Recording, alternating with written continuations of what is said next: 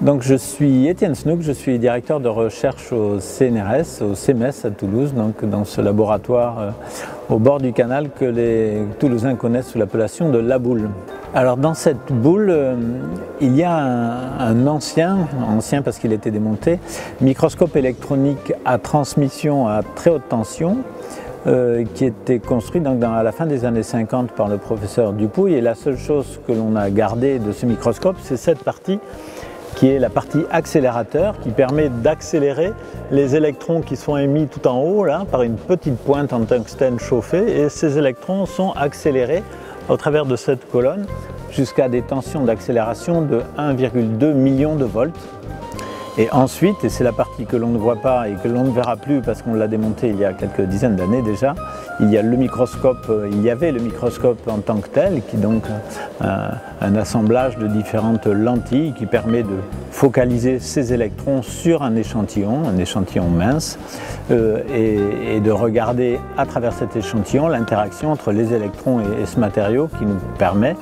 permettent en microscopie électronique d'avoir des informations sur la structure de ces matériaux, sur leur chimie, leur composition, quel type d'atomes, quel arrangement entre les atomes, quelle liaison atomique, électronique je veux dire, entre les atomes.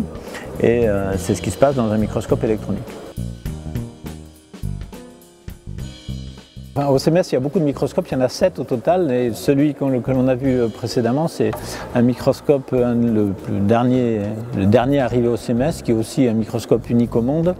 qui a été développé avec une compagnie japonaise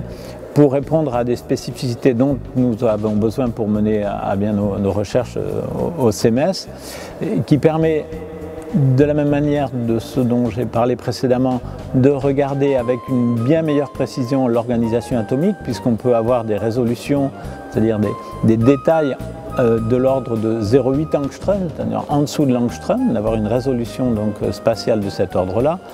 d'avoir aussi des informations sur la chimie en regardant, en étudiant l'énergie qu'a perdu le faisceau d'électrons quand il interagit avec le matériau, et cette perte d'énergie et la signature de la composition chimique de ce matériau et de l'environnement électronique, comme j'ai dit précédemment. Mais en plus, et c'est la spécificité du microscope que l'on a vu précédemment, nous nous intéressons à étudier les champs, donc pas simplement la structure et la chimie, mais aussi les champs magnétiques, les champs électrostatiques, les champs de déformation qui apparaissent autour du matériau ou au sein même du matériau. Donc on peut regarder par exemple des configurations de petits domaines magnétiques qui apparaissent